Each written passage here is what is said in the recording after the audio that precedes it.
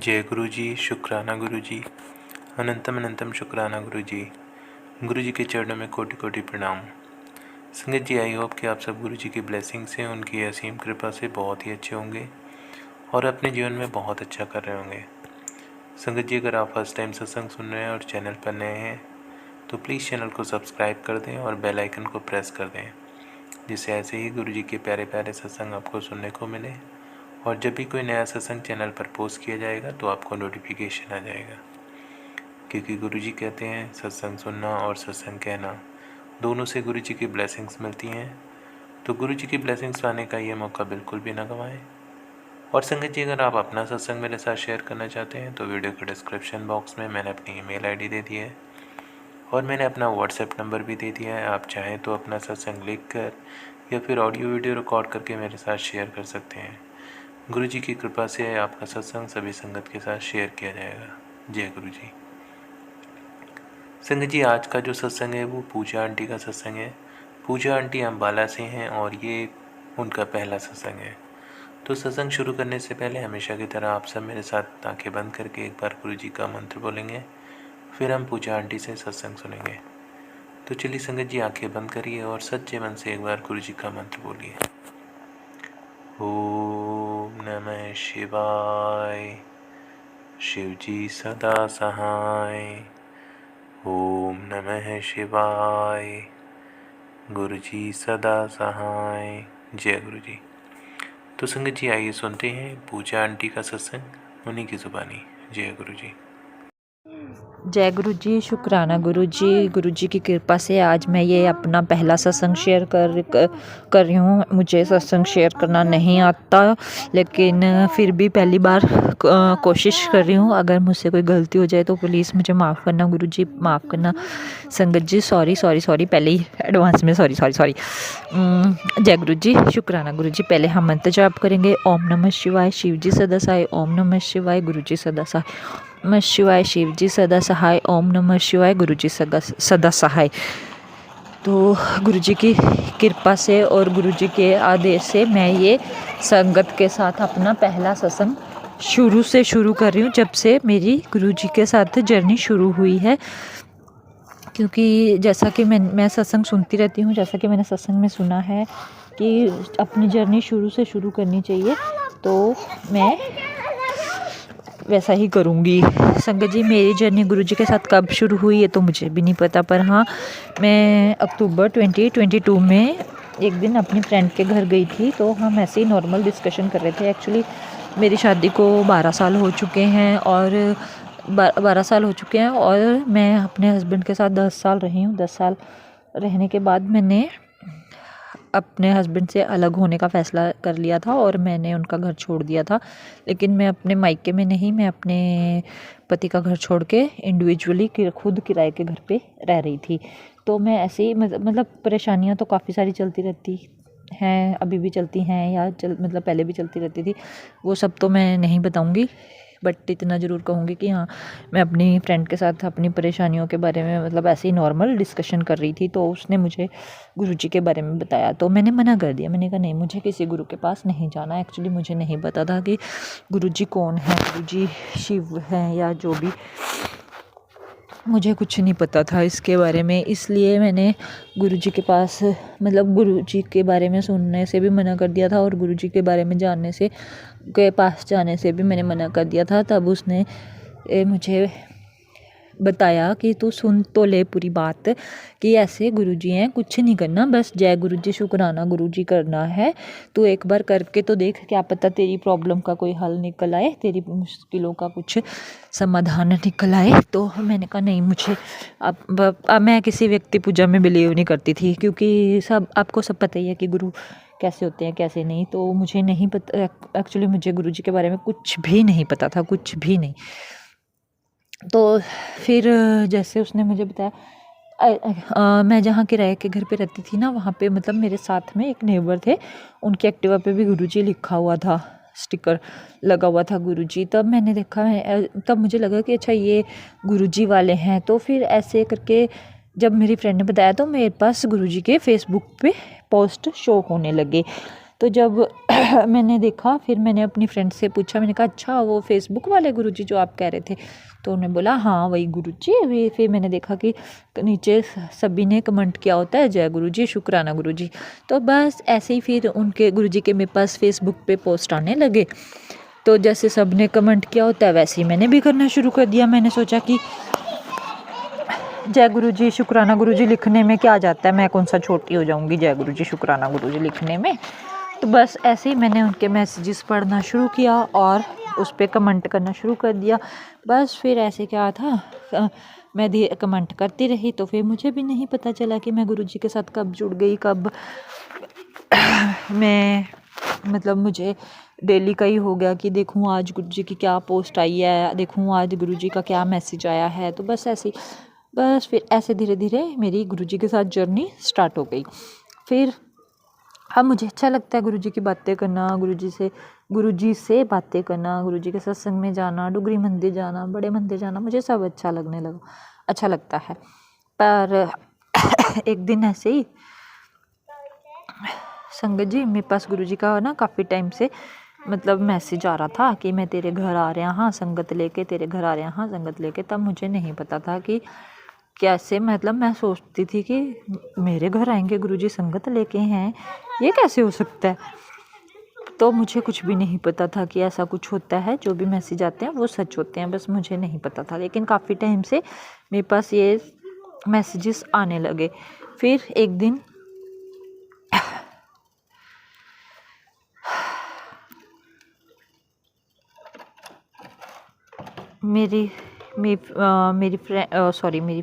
एक दिन मेरी सिस्टर का फ़ोन आया। मैं बताना भूल गई कि मैं घर में ही अपना छोटा सा पार्लर, घर में ही मैंने एक रूम में अपना पार्लर सेट किया हुआ था। मैं घर में ही अपना छोटा सा पार्लर का काम करती थी।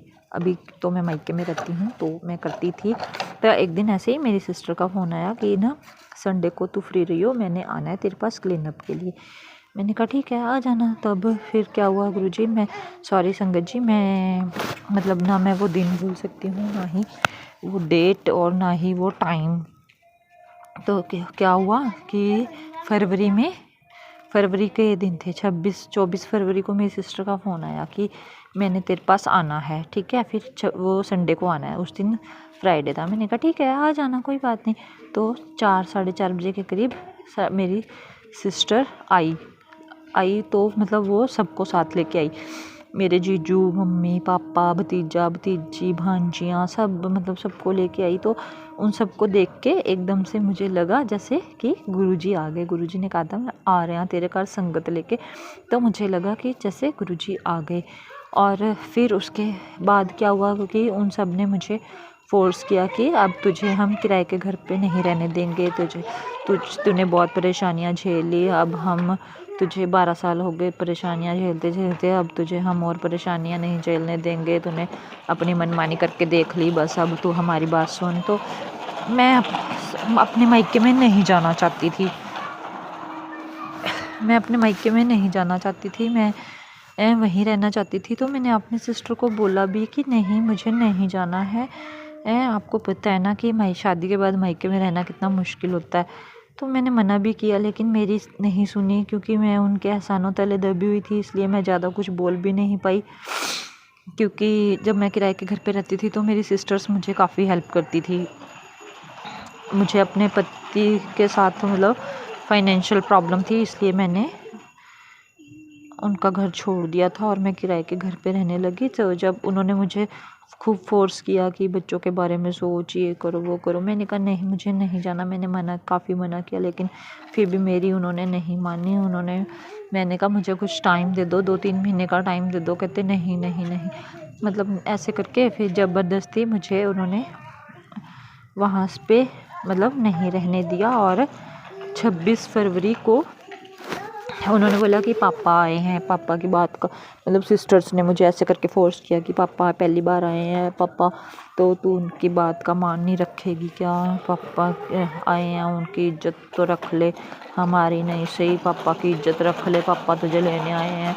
तो मैं भी थोड़ी इमोशनल हो गई क्योंकि 12 साल की शादी में मैं संगत जी मेरे पापा कभी मेरे घर नहीं आए थे क्योंकि मैंने लव मैरिज की थी और वो उस समय मतलब मेरी शादी के ख़िलाफ़ थे। मैंने मतलब की तो मैंने घर वालों की रजामंदी से ही थी, बट वही है कि उन्होंने मजबूरी में हाँ की थी उस टाइम क्योंकि मैं किसी और से शादी करना नहीं चाहती थी। इसलिए मेरे पापा मतलब कभी मेरे घर नहीं आए थे शादी के बाद। उस दिन वो पहली बार आए थे, तो मैं भी थोड़ी इमोशनल हो गई और मैंने इमोशंस में आके उनके साथ चलने के लिए हाँ कर दी। तो फिर उसके बाद मैंने अपना टाइम लिया, 1 हफ़्ता मैंने अपनी तरफ से पूरी कोशिश की कि मुझे ना जाना पड़े। मैंने गुरुजी से भी अरदास की कि गुरुजी मुझे नहीं जाना, प्लीज़ कोई रास्ता निकालो प्लीज़। लेकिन कोई रास्ता नहीं निकला, कोई हल नहीं निकला। मेरे हस्बैंड को भी जैसे पता चला तो उन्होंने भी कहा कि अच्छी बात है, मैं तो चाहता ही नहीं था कि तू किराए के घर पे रहे। मतलब मैं अपने हस्बैंड से अलग ज़रूर रहती थी लेकिन वहाँ मेरी उनसे फ़ोन पे बात होती रहती थी। फिर ऐसे करके 4 मार्च का दिन था संगत जी, मैं अपने मायके में आ गई सारा सामान लेकर, जबकि मैं नहीं आना चाहती थी। उसके बाद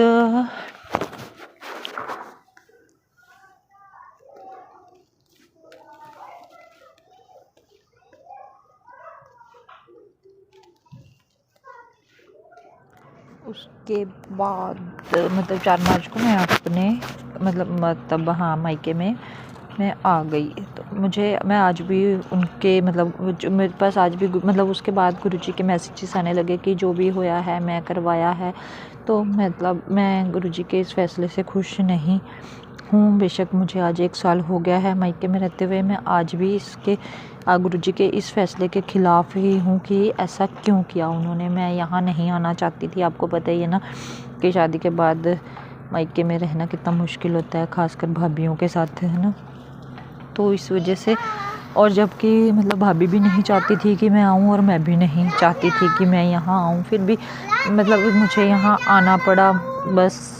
तो मैं क्या ही बोलूँ, छोड़ो।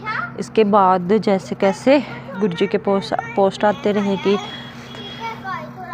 मैं उन्हीं मतलब पोस्ट पढ़ती रही, उन्हीं के सहारे थोड़ी पॉजिटिविटी आती रही। जैसे कैसे मैंने 1 महीना बिताया, बट मेरी पॉजिटिविटी ना सच्ची बताऊँ तो वहाँ तक थी जहाँ मतलब मैं जब अपने खुद किराए के घर में रहती थी तो मेरी पॉजिटिविटी वहाँ पे मुझे पोस्ट पढ़ के अच्छा लगता था और पॉजिटिविटी आती थी, लेकिन मेरी पॉजिटिविटी भी वहीं शायद ख़त्म ही हो गई। और जब मैं यहाँ आ गई अपने मायके में तो मैंने अपनी सिस्टर्स के साथ भी बात करना छोड़ दिया, दोनों के साथ ही।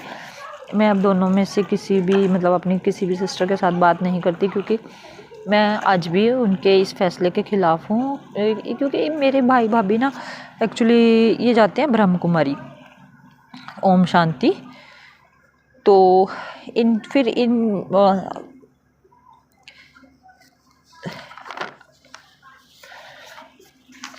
ओम शांति। तो फिर ऐसे में मतलब वो और भाभी खाने में लहसुन प्याज वगैरह कुछ भी यूज़ नहीं करती और मैं यूज़ करती हूँ लहसुन भी प्याज भी सब कुछ। तो ऐसे में तो मायके में रहना और ज़्यादा मुश्किल हो जाता है, काफ़ी डिफ़िकल्टीज बढ़ जाती हैं कि उनका खाना अलग और मतलब उनका खाना पीना अलग और मेरा खाना पीना बिल्कुल डिफरेंट हो जाता है। तो बस आप समझ सकते हो ना कि बस फिर इन सब बातों को लेके मैं अपनी सिस्टर्स के साथ भी नाराज़ हूँ और गुरुजी से भी मेरी नाराज़गी चलती रहती है। उसके बाद फिर गुरुजी के मैसेज आने मतलब गुरुजी के जैसे सत्संग भी होते हैं। मुझे नहीं पता था कि गुरुजी के सत्संग वगैरह कैसे होते हैं, क्या होता है, बस इतना सुना था कि सत्संग होते हैं। तो मैंने फिर किसी संगत आंटी को बोल के मैंने ग्रुप में अपना नंबर ऐड करवाया कि मुझे भी जिससे पता चल जाए कि कहाँ पे सत्संग होते हैं, कैसे होते हैं। तो जैसे ही ग्रुप में मैसेज आया था कि 13 अप्रैल को विसाखी वाले दिन सत्संग था, तो तो मैंने भी मतलब तब था तो घर से काफ़ी दूर। मैं संगत जी मैं अम्बाला से बिलोंग करती हूँ और अम्बाला कैंट में था सत्संग, सुभाष पार्क के पास था तो दूर, बट फिर भी मेरे पास ना गुरुजी के मैसेजेस आ रहे थे कि 13 ਨੂੰ तेरे गुरु ने तेनू बुलाया है तो तू ज़रूर आना है, सत्संग ज़रूर अटेंड करना है। फिर मेरे को होता था कि जैसे गुरुजी का हुक्म आया ना, मैं वो गुरुजी का हुक्म टालूँ नहीं, मतलब गुरुजी का हुक्म मैं मानूँ। तो ऐसे मैसेजेस बार बार आ रहे थे। फिर मैंने संगत आंटी से पूछा कि आप चलोगे, तो उसने बोला कि अगर आप चलोगे तो मैं भी साथ चल लूँगी, भी अकेले तो मुश्किल हो जाएगा क्योंकि दूर बहुत है कैंट। फिर मैंने कहा चलो कोई बात नहीं, चल लेंगे। अभी मेरे पास ऐसे ऐसे गुरुजी के मैसेज आ रहे हैं, तो और मेरा भी मन है कि मैं देखूं गुरुजी के मैसेज मतलब सत्संग कैसे होते हैं। तो मैं पहली बार 13 अप्रैल 2023 को मैंने पहली बार गुरुजी का सत्संग अटेंड किया, बैसाखी वाले दिन। तो मुझे नहीं पता था कि वहाँ पे क्या होता है, कैसे होता है। मैंने देखा वहाँ पे जाके, तो वहाँ पे खूब अच्छे से डेकोरेशन वगैरह करी हुई थी। तो फिर मेरे मन में एकदम से ख्याल आया, ओ इतना तामझाम करना पड़ता है, सॉरी मुझे नहीं पता था कि ऐसे नहीं बोलना चाहिए या कुछ भी, भाई गुरुजी का सत्संग करवाने के लिए इतना तामझाम करना पड़ता है, सॉरी सॉरी सॉरी, मुझे नहीं पता था कि ऐसे नहीं बोलना चाहिए। तो फिर और मुझे ये भी नहीं पता था कि वहाँ पे पैसे नहीं चढ़ते हैं। तो जैसे ही मैंने मत्था टेकने के लिए पैसे निकाले तो मतलब एक संगत आंटी ने मना कर दिया कि नहीं यहाँ पे पैसे नहीं चढ़ते हैं। फिर उसके बाद मेरे पास फिर गुरु मतलब हाँ मैंने वो पहला सत्संग अटेंड किया। तो वहाँ पे सत्संग में शबद बाणी चल रही थी। फिर मेरे मन में ख्याल आया कि भाई यहाँ पे तो शबद बाणी चल रही है, ये तो सरदारों वाला प्रोग्राम है, ये गुरुजी कैसे गुरुजी हैं, यहाँ पे तो सरदारों वाला प्रोग्राम चल रहा है। यहाँ पे अगर गुरुजी शिव जी हैं तो मुझे लगा था कि शिव जी के भजन कीर्तन होता होगा या कुछ भी, बट वहाँ पे तो शबद बाणी चल रही थी और वो अपने पल्ले नहीं पड़ती थी। मतलब शबद बाणी क्या ही, मैं तो शुरू से ही बोलती थी कि भाई सरदार क्या बोल जाते हैं, अपने तो पल्ले नहीं पड़ता, तो शबद बाणी कहाँ से समझ आनी थी। लेकिन अब शबद बाणी ही सुनने में अच्छा अब शबद बाणी ही सुननी अच्छी लगती है। भजन कीर्तनों से मन हट गया है, लेकिन उस समय पहली बार था तो नहीं पता था। उसके बाद जैसे भी मतलब लास्ट में शिव जी की आरती हुई तो मैंने सोचा ये क्या भाई, पहले वो सरदारों वाला प्रोग्राम और लास्ट में शिव जी की आरती, ये क्या, मुझे नहीं समझ में आया और मुझे पता भी नहीं था कि ऐसा होता है। बस फिर उसके बाद क्या था कि हम बस फिर सत्संग अटेंड किया, फिर मैं घर आ गई। उसके बाद तो मैंने बैक टू बैक सत्संग अटेंड करना शुरू कर दिया था, क्योंकि पता चल चुका था कि यहाँ पे शबद बानी होती है, जो भी होता है जैसे भी होता है। अब तो मैं काफ़ी सत्संग अटेंड कर चुकी हूँ और अब मुझे गुरुजी का कोई भी सत्संग अवॉइड करना अच्छा नहीं लगता। मेरे मतलब मुझे ये होता है कि नियर बाय कहीं पे भी सत्संग हो, तो ग्रुप में अगर कोई मैसेज आए जो नियर बाय का हो, तो मैं जैसे कैसे भी हो सत्संग अटेंड करने ज़रूर जाती हूँ। तो मैं वही 13 अप्रैल को मैंने बैसाखी वाले दिन पहला सत्संग अटेंड किया था गुरुजी की कृपा से। और फिर जैसे मैंने आपको बताया कि मैंने वहाँ मत्था टेकने के लिए पैसे निकाले थे, तो उसके बाद सत्संग से जैसे ही मैं घर आई तो गुरुजी का मैसेज आया कि मंदिरों विच पैसे नहीं चढ़ते, किसी गरीब की मदद कर दो, वही सब तो बड़ी सेवा है। तो मैं समझ गई कि वहाँ पे चढ़ावा मतलब पैसे चढ़ावा नहीं चढ़ता है। फिर उसके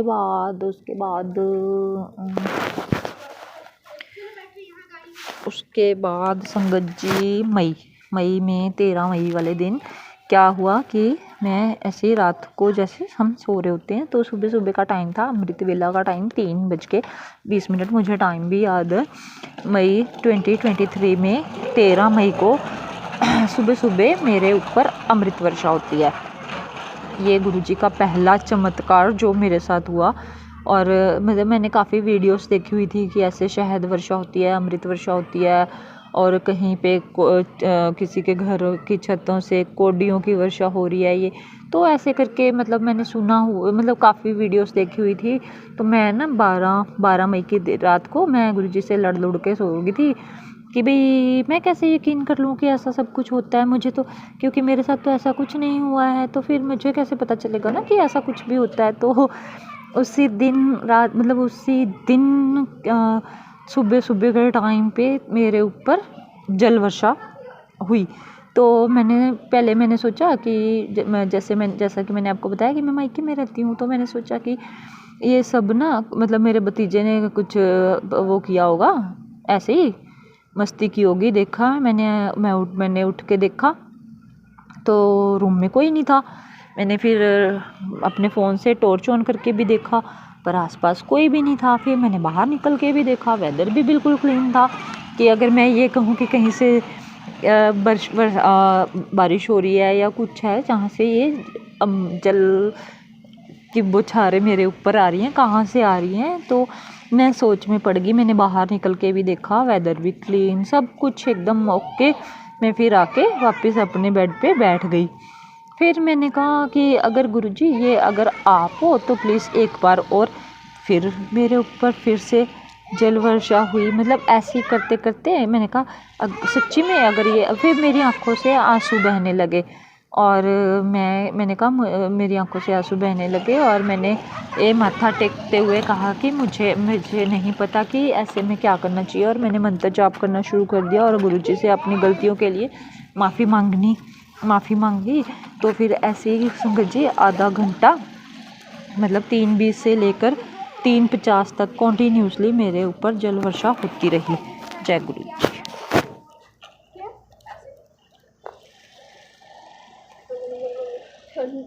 ठंड तो फिर मतलब ऐसे ही आधा घंटा अमृत वर्षा होती रही और उसके बाद फिर मैं फिर सो गई थोड़ी देर के लिए, फिर सो गई। फिर मैं जब उठी ना तो जैसे ही मैं मतलब फ़ेसबुक खोलती हूँ मैसेजेस गुरुजी के देखने के लिए, तो मैंने देखा कि मेरे पास बड़ा ही प्यारा मैसेज आया गुरुजी का कि कितनी सुंदर तारीख है। मैं मतलब इंग्लिश में था मई 13 और मैं तू मेरा, मतलब मैं तेरा और तू मेरा, मैं तेरा और तू मेरा, क्योंकि 13 मई का दिन था संगत जी। तो मैंने उसका स्क्रीनशॉट लिया और मैंने उसको प्रिंट आउट निकलवा के लेमिनेट करके रखा हुआ है अभी भी अपने पास उस पोस्ट को गुरुजी की, क्योंकि मैं वो दिन और वो टाइम और वो मतलब गुरुजी का वो चमत्कार वो मैं कभी नहीं भूलना चाहती, कभी भी नहीं। इसलिए मैंने उसका प्रिंट आउट निकलवा के अपने पास रखा हुआ है। और एक बात मैं भूल गई, मुझे अब याद आया कि अच्छा ये तो हो चुका है, सॉरी।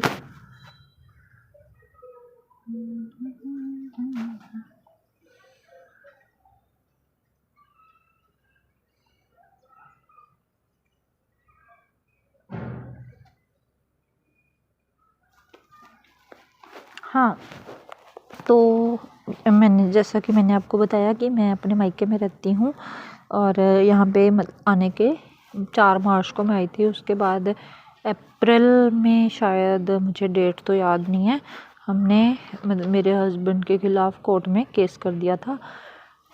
वो मतलब अभी तो डिवोर्स नहीं फाइल किया, वही उसका क्या बोलते हैं मेंटेनेंस के लिए हमने केस डाला था।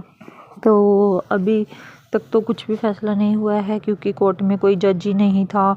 जो जज था पहले उसकी रिटायरमेंट हो गई थी, फिर उसके बाद जून जुलाई की समर वेकेशंस आ गई थी। फिर उसके बाद एक जज आई थी, उसको कैंसर था तो उसको भी उस कैंसर के चलते रिटायरमेंट ले ली थी। तो फिर मतलब अभी तक तो डेट पे डेट ही पड़ रही है।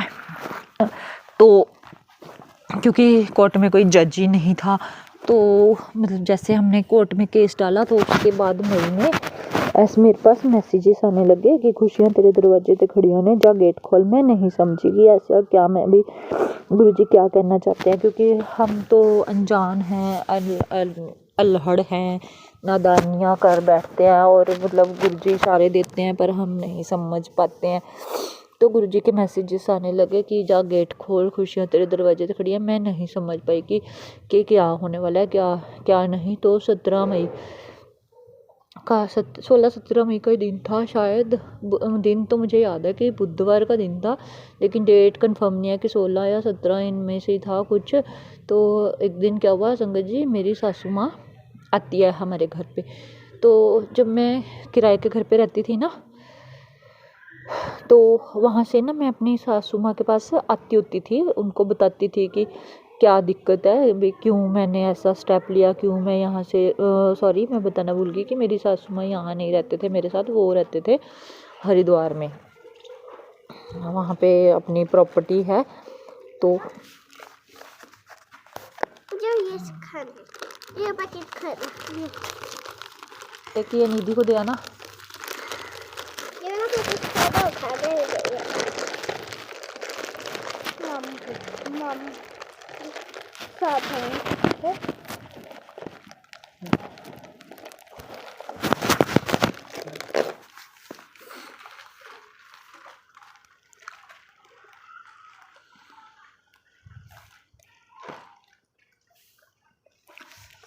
वो हमारे साथ नहीं रहते थे, वो हरिद्वार में रहते थे, लेकिन हाँ वो उनका महीने में एक बार आना जाना ज़रूर होता था, वो मंथली एक बार ज़रूर आते थे यहाँ पे अम्बाला। तो जैसे ही मेरी सासू माँ आती थी, मैंने अपनी सासू माँ को सारी बात बताई कि ऐसे ऐसे ये बच्चे की फ़ीस भी नहीं देते हैं मेरे हस्बैंड, मेरी गुड़िया स्कूल जाती थी 1st क्लास में, उसकी कोई फ़ीस नहीं दी, तो उसकी बच्चे की स्टडी स्पॉइल हो रही थी, तो फिर इस वजह से मेरे को दिक्कत हो रही थी, तो मैंने ये घर छोड़ दिया। और वहाँ पे भी मतलब इनका यही है, मैंने मतलब 1 साल तक यही कुछ चलता रहा, 1.5 साल मैं किराए के घर में रही हूँ, यही सब चलता रहा। वो आते रहे, मैं उनको सारी सिचुएशन बताती रही, मैंने उनको बोला भी कि मुझे फाइनेंशियल इश्यूज़ हैं, जिस दिन ये अपनी रिस्पॉन्सिबिलिटी को समझेंगे उस दिन आके हमारे साथ रहना शुरू कर दें, मुझे कोई दिक्कत नहीं है। लेकिन उन्होंने अपने बेटे को समझाने की बजाय यही बोला कि अगर वो किराए के घर में रहती है तो वो खुद किराया देगी, तू नहीं देगा। और मेरे हस्बैंड भी अपनी माँ की ज़्यादा सुनते हैं, इस वजह से उन्होंने मुझे कभी सपोर्ट नहीं किया। फिर जब वो आई तो मुझे घर वापस ले जाने के लिए आई, तो कहते हैं मैंने पूछा कि मेरे को तो यहाँ आए 3 महीने हो गए, आपको 3 महीने बाद मेरी याद आ रही है? तो बोलने लगी कि भाई मेरी तबीयत ठीक नहीं थी, जबकि ऐसा कुछ नहीं है, उनको सब पता था कि क्या रीज़न है क्या नहीं।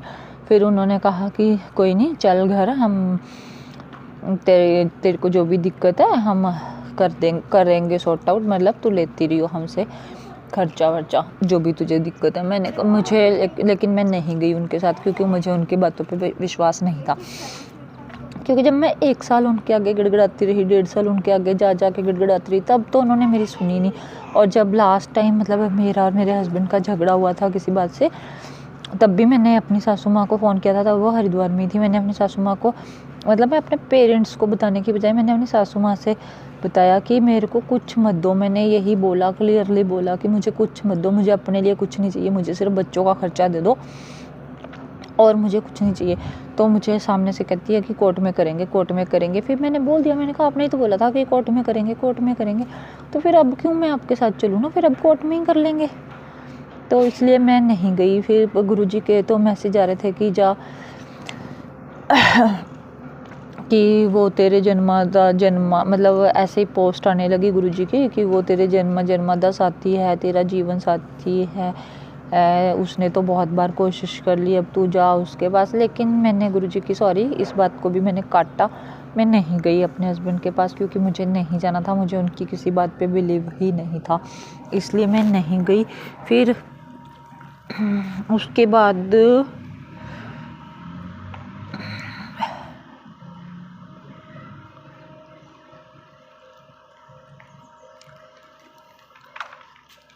मेरे हस्बैंड ने भी मुझे बोला कि मैं तुझे मतलब मंथली फ़िक्स कर देता हूँ, मैं तुझे इतने दे दिया करूँगा, तुझे फाइनेंशियल इश्यूज़ हैं, आज के बाद ऐसा नहीं होगा। लेकिन जो 12 सालों में नहीं हुआ वो अब ऐसे कैसे हो जाएगा ना। तो इसलिए मैंने उनकी बातों पे विश्वास नहीं किया कि हाँ ये कुछ करेंगे।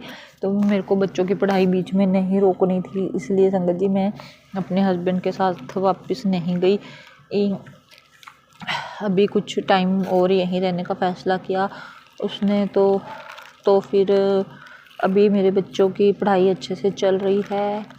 तो फिर उसके बाद ना मेरे पास फिर गुरुजी के मैसेज आने लगे कि मैं आ रहा हाँ तेरे घर, अब खुद चल, मैं आ रहा हाँ तेरे घर, फूलों का इंतज़ाम कर ले। तो मैं फिर नहीं समझ पाई कि कैसे गुरुजी ने आना है, फिर एक दिन पता है क्या हुआ, मेरी फ्रेंड का फ़ोन आया,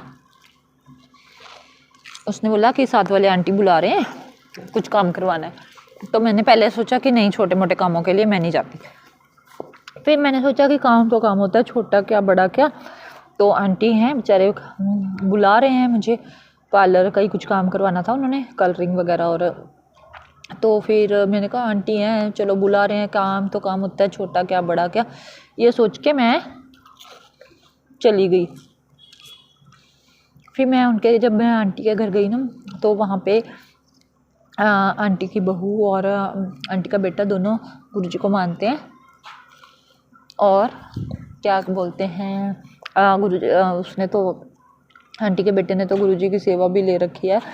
तो मैं आंटी के घर जैसे गई, फिर उनकी बहू ने मुझे अंदर से गुरुजी का इतना प्यारा स्वरूप ला के दिया, जिसे देखकर मैं बहुत खुश हो गई। जिसमें पीछे बड़े मंदिर और एक साइड गणपति जी, एक साइड शिव जी की मूर्ति और गुरुजी का पीले चोले वाला स्वरूप, इतना प्यारा स्वरूप गुरुजी का वो मुझे दिया। और वो था 21 जून का दिन था, तो मैं वो लेकर घर आई। मैं बहुत खुश हुई। मेरे पास इससे पहले गुरुजी का कोई स्वरूप नहीं था संगत जी।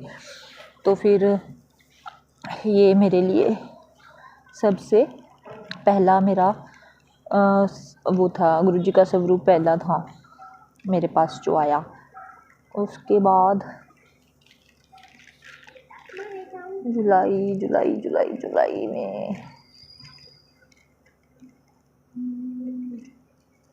फिर गुरुजी के फिर मेरे पास गुरुजी के मैसेजेस आने लगे कि शिव पुराण पढ़ा कर। तो मेरे पास शिव पुराण नहीं थी। ये जुलाई की बात है संगत जी, जब सावन शुरू हुआ था।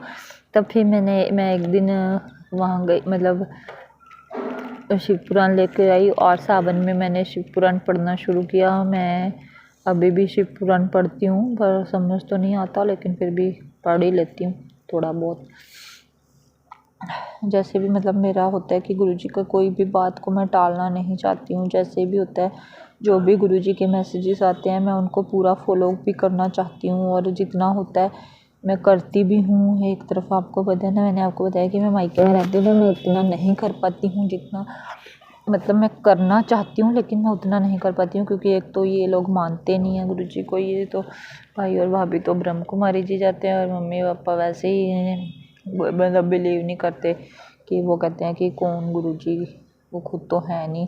तो ऐसे ही ना मेरे पास गुरुजी के मैसेजेस आ रहे थे कि बड़े मंदिर आ, या तो आते 15 दिन में बड़े मंदिर आ जा, या फिर किसी सत्संग में चली जाना, रातों रात तेरी किस्मत पलटेगी, लोग देखते रह जाएंगे। तो मैंने ना बड़े मंदिर जाने का ना बहुत ट्राई करी थी, बहुत ज़्यादा ट्राई करी थी, लेकिन पॉसिबल नहीं हो पा रहा था, क्योंकि कोई मेरे साथ चलने के लिए तैयार नहीं था।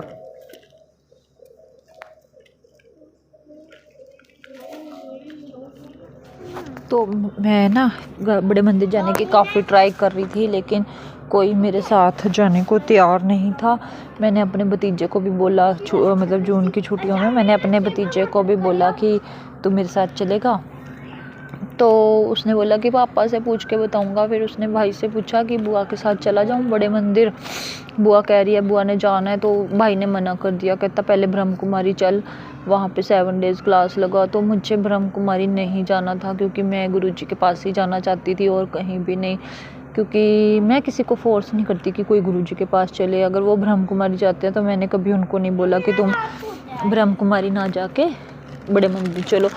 तो फिर मुझे ये चीज़ अच्छी नहीं लगी कि मुझे क्यों बोला जा रहा है।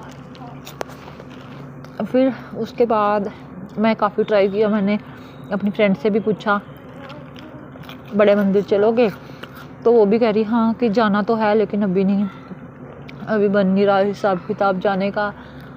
मैंने एक संगत आंटी से भी पूछा, कि मैंने उनको बोला कि जब जाओगे मुझे भी लेके चलना। तो ऐसे ही एक बार अगस्त में उनका आंटी का फ़ोन आया कि हम ना मंडे को बड़े मंदिर जा रहे हैं। मैंने कहा ठीक है।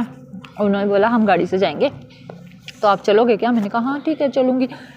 लेकिन उस दिन क्या था, स्कूल में मेरी बेटी का वो था, इंडिपेंडेंस डे का प्रोग्राम भी था।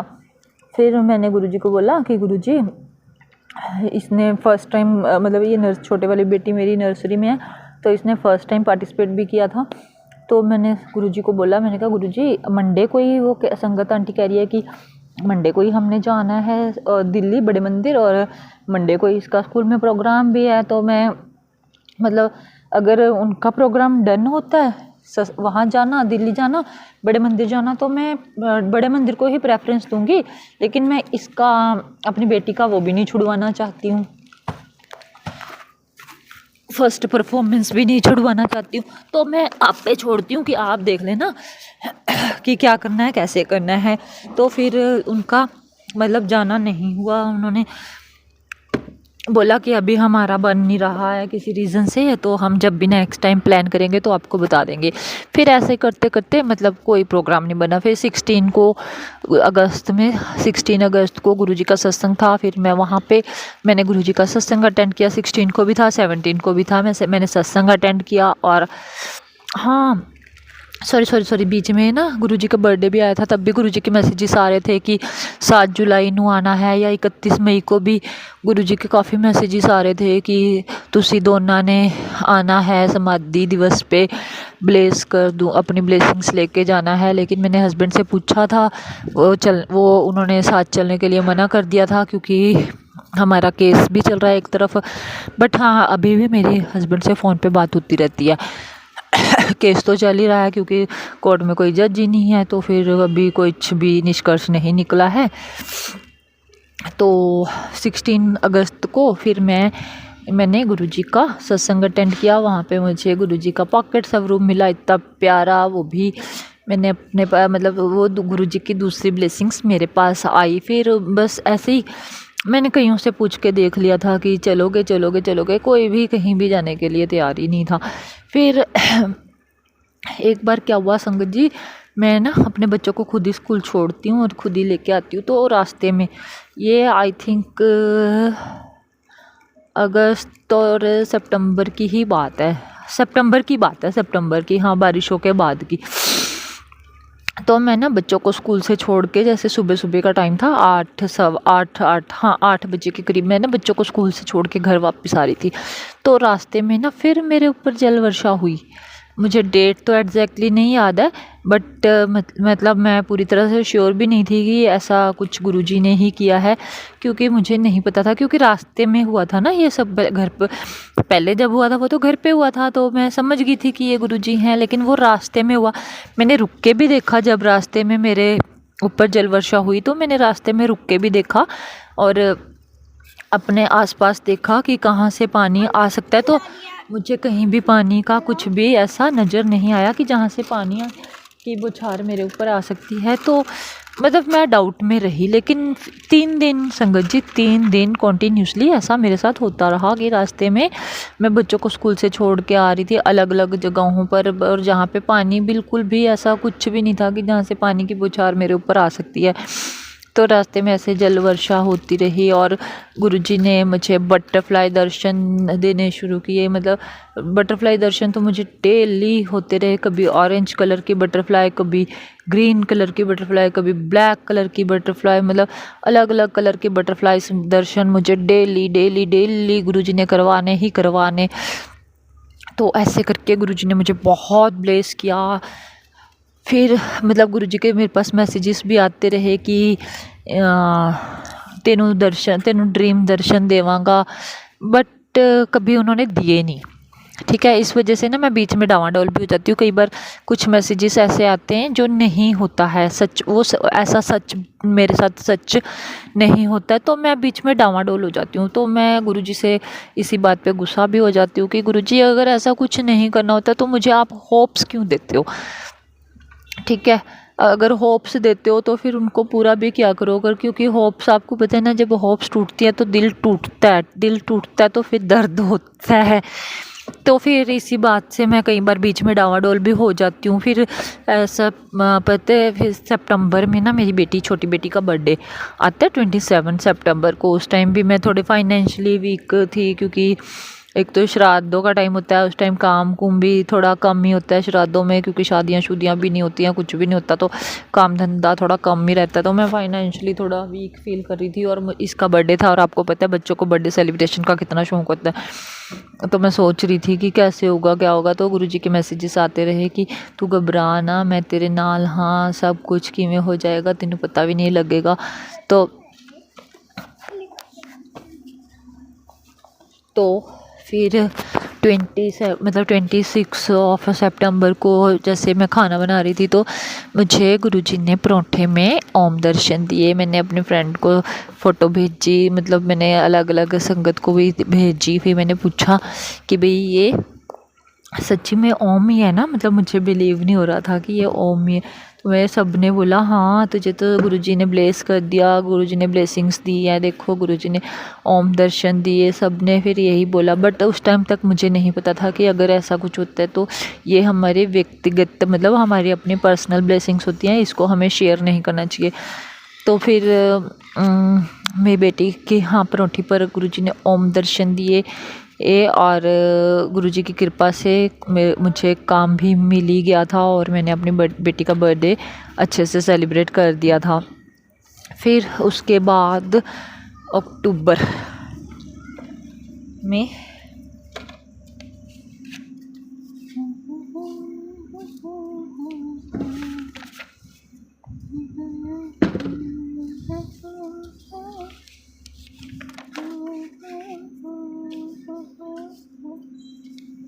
हाँ, एक मैं ऐसे ही ना सत्संग सुनती रहती हूँ, कुछ ना कुछ, जैसे किचन में काम करते हुए तो मैं सत्संग सुनती रहती हूँ। मुझे नहीं पता था कि ये भी गुरुजी के साइन होता है, जैसे कोई गाड़ी का नंबर या कुछ भी, ये जैसे कोई गुरुजी की जैसे कोई गाड़ी दिख जाना, ये भी कुछ साइन होता है, मुझे नहीं पता था।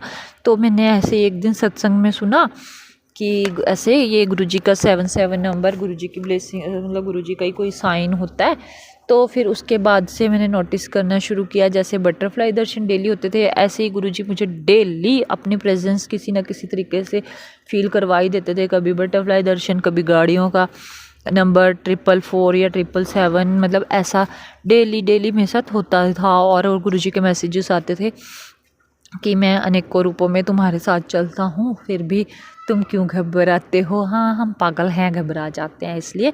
तो फिर उसके बाद क्या था, तब उसके बाद मैंने नोटिस करना शुरू किया, और फिर अब जब भी कोई गाड़ी का नंबर 77 या 444 होता है तो यही निकलता है कि जय गुरुजी, शुक्राना गुरुजी, आप हमेशा साथ साथ रहते हो, उसके लिए बहुत बहुत बहुत शुक्राना। फिर उसके बाद क्या हुआ, जैसे हाँ मैंने आपको बताया था ना, मैंने ग्रुप ज्वाइन किया हुआ है, तो ग्रुप में भी मैसेजेस आते थे ना।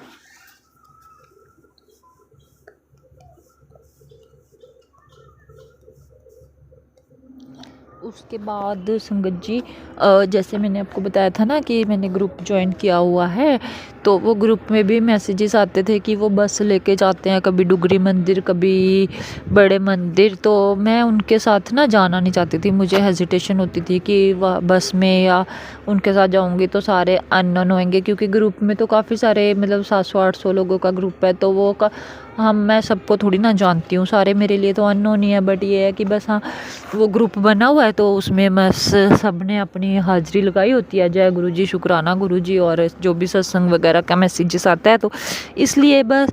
और उसमें भी जो ग्रुप एडमिन है वो बस लेके जाती है, तो मैं उनके साथ नहीं जाना चाहती थी, मैं अपना मतलब पर्सनली ही जाना चाहती थी किसी ना किसी के साथ, जैसे कोई अपना किसी नॉन के साथ ही। तो कोई मतलब ऐसे मेरा साथी बना नहीं जाने के लिए। फिर ऐसे ही अचानक मैंने एक दिन मन बना लिया कि मुझे जाना है गुरुजी के, मतलब गुरुजी के बहुत मैसेजेस आ रहे हैं, या तो एक बार बड़े मंदिर आ जा या डुगरी मंदिर आ जा, मतलब कहीं पे भी एक बार आ जा, तुझे ये ब्लेस करना है, तुझे वो ब्लेस करना है, बहुत कुछ, मतलब जैसे गुरुजी के मैसेजेस आते रहे। तो मेरा भी बहुत मन था कि एक बार बड़े मंदिर जाके तो आऊँ, देखूँ तो सही बड़ा मंदिर कैसा है, क्या है।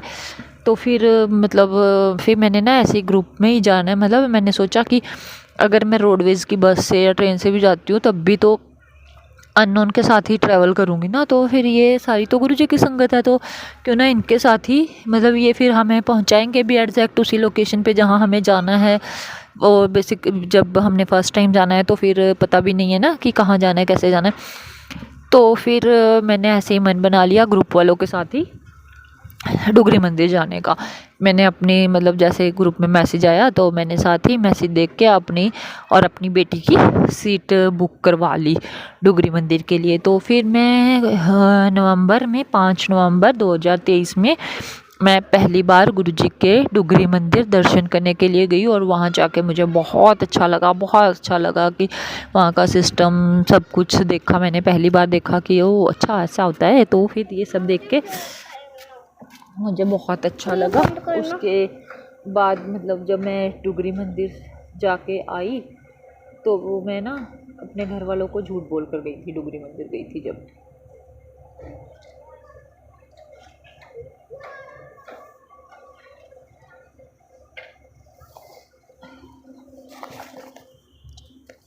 मैं जब डुगरी मंदिर गई थी तब भी मैं अपने घर वालों को झूठ बोल के गई थी, क्योंकि मैंने आपको बताया ना कि ये लोग मानते नहीं हैं।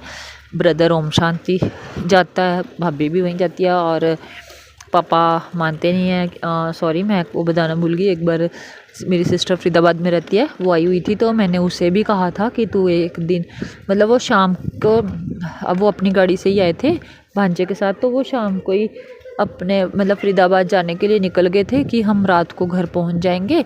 तो मैंने उससे भी बोला था कि रुक जा, तो उसने भी कि सुबह चल लियो, सुबह मेरे को दिल्ली छोड़ देना, मैं वहाँ से बड़े मंदिर चले जाऊँगी। तो उसने वो भी नहीं रुकी थी, और उसने भी पापा को भी बोला था कि इसने जाना है। तो पापा ने भी मतलब ऐसे ही बोल दिया था कि कौन से गुरुजी, वो फेसबुक वाले गुरुजी, वो खुद तो है नहीं है, खुद तो वो समा चुके हैं, फिर वहाँ जाके क्या करना है। तो फिर ये सारी बातें सुन के ना मुझे अच्छा नहीं लगा। मतलब मैं गुरुजी के खिलाफ़ कुछ भी नहीं सुनना चाहती किसी से भी, चाहे वो ब्रदर हो, चाहे पापा हो, चाहे कोई भी हो, या कोई भी बाहर का भी हो। मैं गुरुजी के खिलाफ़ नहीं किसी से भी कुछ सुनना चाहती थी। तो इसलिए मैं जब डुगरी मंदिर गई तो मैं अपने घर में अपने मम्मी पापा से झूठ बोल के गई थी कि मैं अपने फ्रेंड के साथ गुरुद्वारा साहिब जा रही हूँ, आनंदपुर साहिब, क्योंकि मेरी फ्रेंड वो सिख फैमिली से बिलोंग करती है, और मैं उसके साथ जाती भी रहती हूँ वैसे गुरुद्वारा साहिब। तो इसलिए इन लोगों को लगा कि शायद ये वहीं जा रही होगी। मैं जब डुगरी मंदिर गई तब मैं झूठ बोल के गई थी कि मैं फ्रेंड के साथ गुरुद्वारा साहिब जा रही हूँ। फिर ऐसे मुझे अच्छा नहीं लगता कि मैं घर पे झूठ बोल के जाऊँ। फिर उसके बाद मतलब मैं फर्स्ट टाइम डुगरी मंदिर जाके आई। फिर मैंने आपको बताया ना, जैसे मेरे हस्बैंड से फ़ोन पे बात होती रहती है, तो मैंने उनको भी बताया ऐसे ही गुरुजी के बारे में। तो फिर वो कहते कि अच्छा। फिर मैंने ऐसे ही जैसे ग्रुप में मैसेज आ रहे थे कि 26 नवंबर को बड़े मंदिर जा रही है बस यात्रा। तो मैंने ऐसे ही हस्बैंड से ऐसे ही पूछ लिया कि आप चलोगे क्या साथ। तो पता नहीं कैसे, बस वैसे वो भी कभी मंदिर गुरुद्वारे कहीं भी नहीं जाते हैं, लेकिन पहली बार में ही उन्होंने कैसे हाँ कर दी, मुझे समझ में नहीं आई। ये तो मैंने पूछा भी उनसे कि आपने कैसे, मतलब मैंने उनसे पूछा कि आप चलोगे, उन्होंने हाँ कर दिया। मैंने पूछा कि आप तो कभी मंदिर गुरुद्वारा कभी नहीं जाते हो, फिर आपने कैसे हाँ कर दिया। तो कहते तेरी खुशी के लिए कुछ भी, मतलब कि कहते मानो तो हम बुरे, ना मानो तो हम बुरे, अब तो क्या चाहती है, मतलब ऐसे ही उन्होंने रिएक्ट किया। फिर भी मतलब हाँ उन्होंने हाँ कर दी। तो फिर मैंने बस में फिर 3 सीटें कंफर्म करवा ली थी अपनी बेटी की। एक बेटी मेरी छोटी है, तो वो उसको हम गोदी में ले लेते हैं, वो 4 साल की। तो फिर ऐसे ही हमने मतलब हम चारों हमने प्लान किया बड़े मंदिर जाने का।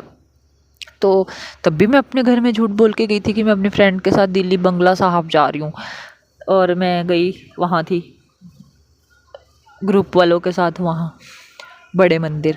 तो मुझे संगत जी अच्छा नहीं लगता है कि मैं घर में झूठ बोल के जाती हूँ, तो इस वजह से भी मेरी गुरुजी के साथ थोड़ी सी नाराज़गी चलती रहती है। फिर मैं बड़े मंदिर गई, बड़े मंदिर मतलब वहाँ जाके जो पॉजिटिविटी होती है या जो वो सब मुझे फील नहीं हुई, क्योंकि मैं टेंशनों की गठरी अपने सिर पे लेके गई थी, घर पे झूठ बोल के गई थी। मुझे वो टेंशन हो रही थी कि मैं लेट हो जाऊँगी घर पहुँचने में, और वही हुआ। मैं रात को 2:30-3 बजे घर पहुँची थी, और इधर घर वालों के फ़ोन पे फ़ोन, कहाँ हूँ कितना टाइम लगेगा। मैंने बोला भी था कि आप लोग सो जाओ, मुझे लेट हो जाएगा, लेकिन फिर भी घर वाले कहाँ मानते हैं, आपको पता ही है। क्योंकि मेरे साथ दोनों बेटियां भी थी, उनको नहीं पता था कि हस्बैंड भी साथ हैं। तो जब मैं झूठी बोल के गई हूँ तो उनको कहाँ से ही पता होना था। और जब एक तरफ कोर्ट केस चल रहा है तो उनको तो ये भी नहीं पता है कि मैं उनसे बात भी करती हूँ। बस फिर ऐसे ही मैं 26 नवंबर को बड़े मंदिर जाके आई और वहाँ से मुझे गुरुजी का पीले चोले वाला स्वरूप मिला। ठीक है, तब भी मैं बहुत खुश हुई। वहाँ से आने के बाद मुझे बार बार बड़े मंदिर जाने का, डुगरी मंदिर जाने का मन होता है, लेकिन मैं नहीं जा सकती। और अब मैंने मन बना लिया कि अब मैं झूठ बोल के तो बिल्कुल नहीं जाऊँगी। फिर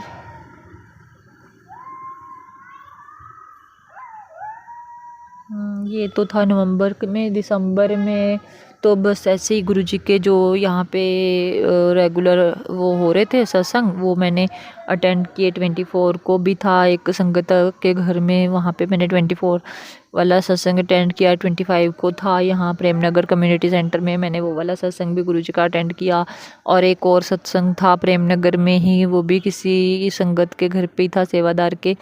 बट वो बहुत अच्छा सत्संग था, इतना मतलब अच्छा लगा वहाँ पे सत्संग में जाके। बहुत बहुत बहुत अच्छा लगता है गुरुजी के सत्संग में जाना। वो भी मैंने अटेंड किया। तो मेरे पास गुरुजी के मैसेजेस आ रहे थे कि नया साल मेरे साथ मनाइयो, छतरपुर आजा, बड़े मंदिर आजा, मैं तेरा इंतज़ार कर रहा, हाँ ब्लेसिंग ले जा।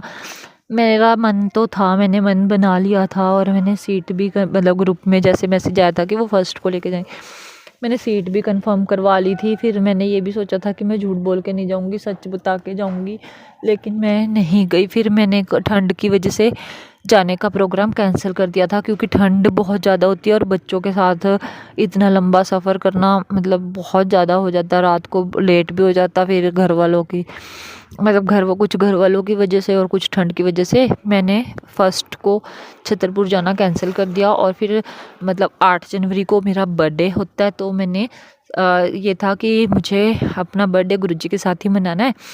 तो चाहे वो मैं फर्स्ट को छतरपुर जाती या फिर 7 को डुगरी मंदिर, मतलब फर्स्ट संडे डुगरी मंदिर खुलना था, तो मैंने डुगरी मंदिर जाने का मन बना लिया। फिर मैंने वही ग्रुप में सीट बुक करवा दी थी। तब भी मैंने अपने हस्बैंड से पूछा तो उन्होंने चलने के लिए हाँ कर दी।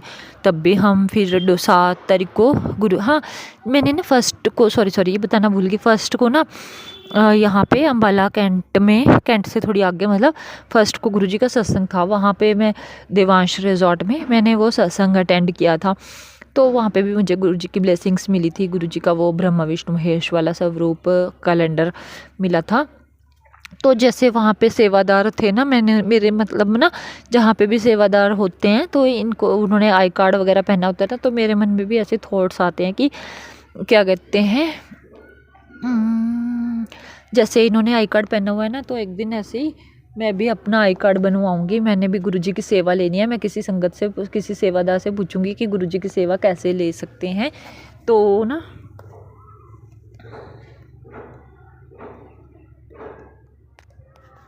मेरे मन में ऐसे ही थॉट्स आने लगे कि गुरुजी की सेवा लेनी है। तो फिर मैं ये भी सोचती हूँ कि मेरी गुड़िया छोटी है, पता नहीं मैं कर पाऊँगी कि नहीं कर पाऊँगी। तो ऐसे बस मन में ही था, मैंने अभी किसी से बात नहीं करी, ये सब मेरे मन में ही चल रहा था विचार। तो जैसे मैंने आपको बताया ना कि 7 तारीख को मैंने मतलब हस्बैंड के साथ ही डुगरी जाने का भी वो किया कि डुगरी मंदिर जाएंगे। ऐसे ही बस में मैंने सीट बुक करवा दी थी। तो जैसे हम 7 तारीख को डुगरी मंदिर गए ना, तो वहाँ पे पता है क्या हुआ, अचानक से ना हम जैसे लाइन में लगे ही थे, अभी हम जस्ट लाइन में लगे ही थे, तो एक अंकल आते हैं और आके ना हमसे पूछते हैं कि मतलब ऐसा भी मैंने पहले सत्संग में सुना हुआ था कि ऐसे अचानक से कोई अंकल आते हैं, वो हमें ऐसे बोलते हैं। तो ये भी मेरे मन में थॉट्स चल रही थी कि मेरे साथ तो ऐसा कभी नहीं हुआ कि हमारे पास तो अचानक से ऐसे कोई नहीं आया। तो फिर ना डुगरी मंदिर में मेरे साथ ऐसा भी हुआ। तो डुगरी में जब हम गए, हम लाइन में लगे ही थे, अभी जस्ट लाइनों में लगे ही थे, तो एक अंकल आते हैं और हमसे पूछते हैं कि मतलब मेरे हस्बैंड से पूछते हैं कि रेगुलर आते हो डुगरी मंदिर। तो वो कुछ नहीं बोले, चुप रहे, उनको समझ ही नहीं आया। मैंने बोला कि नहीं, मैं सेकंड टाइम आई हूँ और ये फर्स्ट टाइम आए हैं, मेरे हस्बैंड फर्स्ट टाइम आए हैं। तो उन्होंने, अंकल ने ना पता क्या बोला, मैं हैरान होगी सुन के। उन्होंने बोला जल्दी सेवा में नंबर लगेगा। हैं, मैंने कहा हैं, मतलब मैं तो हैरान हुई तो मेरे हस्बैंड मेरे से पूछने लगे कि भाई ये क्या कह रहे थे। तो फिर मैंने उनको बोला कि वो कह रहे हैं कि जल्दी सेवा में नंबर लगेगा। तो फिर मैंने उनको बताया कि ऐसे मेरे मन में थॉट्स चलते रहते, तो शायद ये ना गुरुजी ने ही किसी को भेजा था और ये गुरुजी का ही मैसेज था कि जल्दी सेवा में नंबर लगेगा। तो मतलब कहते, मैंने कहा आपको ही दिलवाऊंगी, मैंने अपने हस्बैंड को बोला, मैं कहा आपको ही दिलवाऊंगी गुरुजी की सेवा। कहते तू खुश हो जाएगी? मैंने कहा हाँ मैं तो बहुत खुश हो जाऊँगी। तो कहते अच्छा ठीक है, मतलब बस फिर ये बात यहीं पे ख़त्म होगी। तो और मैं चाहती भी हूँ कि हाँ हमें सेवा का मौका मिले, मैं भी सेवादार बनना चाहती हूँ। तो फिर उसके बाद हम जैसे डुगरी मंदिर से आए दर्शन करके, पर इस बार मुझे डुगरी मंदिर जाके अच्छा नहीं लगा क्योंकि उन्होंने दरबार बाहर लगा रखा था, गद्दी बाहर लगा रखी थी, तो दरबार के दर्शन नहीं करने दिए क्योंकि संगत बहुत ज़्यादा थी, एक्सेस संगत थी। एक तो शायद नए साल के कारण या फिर जो भी था, पर बहुत एक्सेस संगत थी। और उन्होंने ना वहाँ पे रुकने भी नहीं दे रहे थे, मत्था भी नहीं टेकने दे रहे थे, दर्शन भी नहीं ठीक से करने दे रहे थे। तो इसलिए मुझे जाके मज़ा नहीं आया इस बार। और मैं बहुत शौक़ से गई थी, बहुत खुश होके गई थी, लेकिन वो बात मतलब वो मज़ा नहीं आया जो सोच के मैं गई थी। ठीक है, फिर अगले दिन मेरा बर्थडे था 8 तारीख को। जैसे कि मैंने सत्संग में सुना हुआ था कि जब किसी का कुछ बर्थडे होता है या कोई स्पेशल डे होता है तो गुरुजी अपनी ब्लेसिंग्स ना ज़रूर देते हैं, मतलब गुरुजी कुछ ना कुछ गिफ्ट ज़रूर देते हैं। तो ऐसे ही ना पूरा दिन बीत गया, मतलब रात होगी, मेरा बर्थडे था जैसे 8 जनवरी को, तो पूरा दिन बीत गया, रात हो गई। तो फिर कुछ मतलब मैं ना ऐसे ही मन में विचार चल रहे थे कि गुरुजी मुझे तो कोई गिफ्ट नहीं दिया आपने, मेरे पास तो कोई गिफ्ट नहीं आया। मैंने तो सुना था कि आप किसी का बर्थडे खाली नहीं जाने देते, आप किसी ना किसी रूप में आके किसी गिफ्ट ज़रूर देते हो। तो पता है क्या हुआ, रात को 8:30 बजे के टाइम पे मेरी फ्रेंड का फ़ोन आता है और वो कहती है कि ना 1 मिनट गेट के बाहर आइयो, कुछ बात हो गई है, तेरे से बात करनी है, 1 मिनट आ जा। मैं समझ तो गई थी कि वो बर्थडे के लिए ही आई है, कोई बात तो नहीं हुई होगी, लेकिन वो अंदर नहीं आना चाह रही थी क्योंकि वो हस्बैंड के साथ आई थी और मैं फिर मायके में रहती हूँ, तो शायद उसको इस वजह से हेजिटेशन भी हो रही थी कि इसके घर वाले क्या कहेंगे, इस टाइम अपने हस्बैंड के साथ यहाँ पे आई है। तो फिर वो ना अंदर नहीं आई, वो और उसके हस्बैंड आए और उन्होंने मुझे एक स्टॉल गिफ्ट की और मैंने गुरुजी का थैंक यू, मतलब गुरुजी का इतना शुक्राना किया। मैंने कहा शुक्राना गुरुजी, बहुत बहुत बहुत शुक्राना। मतलब वो फ्रेंड मेरी 10-11 साल से मेरी फ्रेंड है, तो आज तक कभी उसने मेरे बर्थडे पे मुझे कोई गिफ्ट नहीं दिया। मतलब हम लोगों में कभी ऐसा कुछ था ही नहीं हम में कि फ्रेंड्स में हमने कभी गिफ्ट्स एक्सचेंज किए हों। हाँ, बच्चों का ज़रूर चलता है कि उसकी बेटी का बर्थडे होता है तो मैं देती हूँ, मेरे बच्चों का बर्थडे होता है तो वो देती है, लेकिन आपस में हमने अपने बर्थडेज़ पे कभी नहीं ये गिफ्ट नहीं एक्सचेंज किए थे। तो ये पहली बार था कि मेरी फ्रेंड मुझे गिफ्ट देने आई थी और ये गुरुजी की कृपा से ही हुआ था, मुझे मेरा बर्थडे गिफ्ट मिला था। हाँ, सॉरी, एक सत्संग बीच में और हुआ था दिसंबर में, ये मैं आपको बताना भूल गई। मेरे पास ना गुरुजी का मैसेज आ रहा था, ये है 16 दिसंबर की बात है। तो गुरुजी का ना मैसेज आ रहा था कि तेरे पति नू बचा लिता है, उसनू लाइफ ब्लेस कर दी है, एक्सीडेंट होने वाला सी, उसको लाइफ ब्लेस कर दिया। मैंने सोचा कि ना ये किसी सत्संग की हेडलाइन होएगी, तो मैंने उस पर ज़्यादा डीपली ध्यान नहीं दिया और उसको अवॉइड किया और बस जैसे कमेंट करती हूँ जय गुरुजी, शुक्राना गुरुजी, ऐसे कमेंट करके मैंने आगे स्क्रॉल करना स्टार्ट कर दिया। फिर नेक्स्ट डे क्या होता है, वो सैटरडे का दिन था 16 दिसंबर, अगले दिन 17 दिसंबर संडे था। तो गुरुजी का फिर मैसेज आया कि संडे वाले दिन ब्रह्मा विष्णु महेश बन के तेरे पति नू बचा लिता, उसनू नई लाइफ ब्लेस कर दी है। मैं फिर मैंने वही सोचा कि ये किसी सत्संग की हेडलाइन होएगी, मैंने सेम वही किया, कमेंट किया जय गुरुजी, शुक्राना गुरुजी किया। तो फिर मैंने उसको इग्नोर किया। फिर वही शाम के टाइम, जैसे मैंने आपको बताया ना मैं शिव पुराण पढ़ती हूँ, मैं शिव पुराण पढ़ रही थी।